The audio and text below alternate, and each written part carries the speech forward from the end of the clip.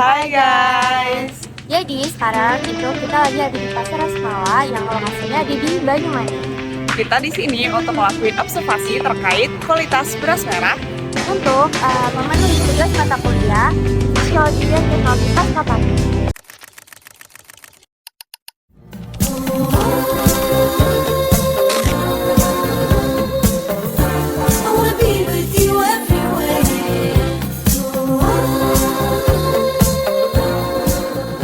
Yuk ikutin kita ke pasar.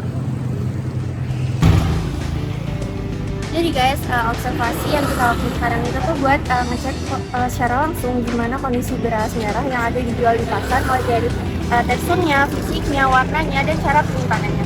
Ini ikutin kita terus. Oke, jadi kondisi pasar hari ini tuh lumayan ramai ya guys. Jadi di sini kita bakal cari beberapa kios dulu yang menjual ada beras merah atau enggak.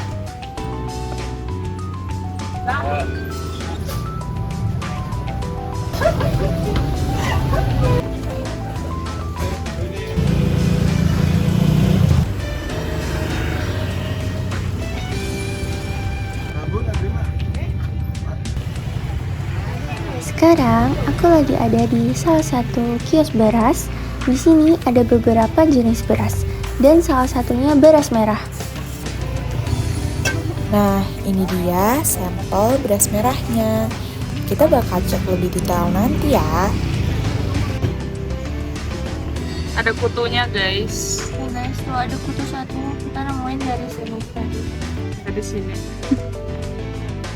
Kita memindahkan beras merah ke dalam wadah dan mulai pengamatan dari kondisi visual dulu. Beras merah terlihat menghitam, kusam, dan ada sedikit kehijauan.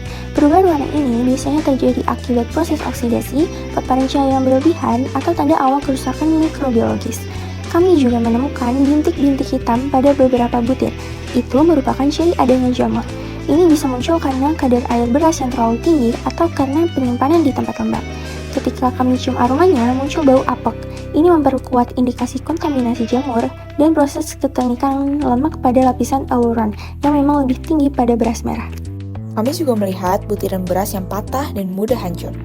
Kerusakan fisik seperti ini biasanya disebabkan cara penggilingan yang kurang optimal atau karena beras disimpan terlalu lama sehingga struktur butirnya rapuh.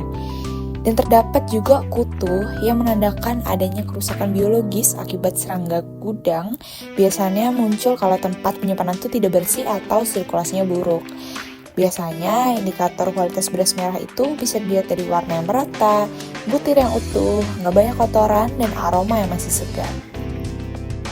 Kalau dilihat dari kondisi lapaknya, tempatnya agak lembab dan nggak tertutup dengan bak, jadi berasnya mudah terpapar udara dan debu. Penyimpanan seperti ini bisa mempercepat kerusakan.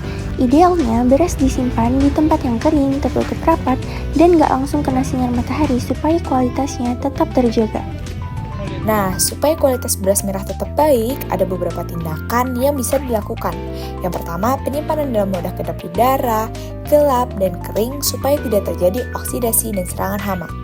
Menggunakan kemasan bersegel atau vakum agar kadar oksigen rendah dan serangga tidak berkembang.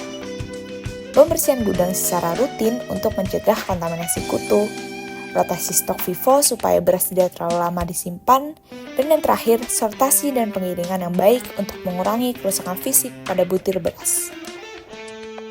Dari observasi ini, dapat disimpulkan bahwa kualitas beras merah yang kami amati sudah mengalami beberapa kerusakan fisik dan biologis, mulai dari perubahan warna, adanya jamur, bau apek, banyak butiran patah, sampai ditemukannya kutu.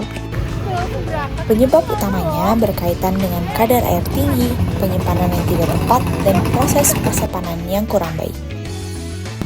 Sekian observasi lapangan beras merah hari ini. Bye-bye.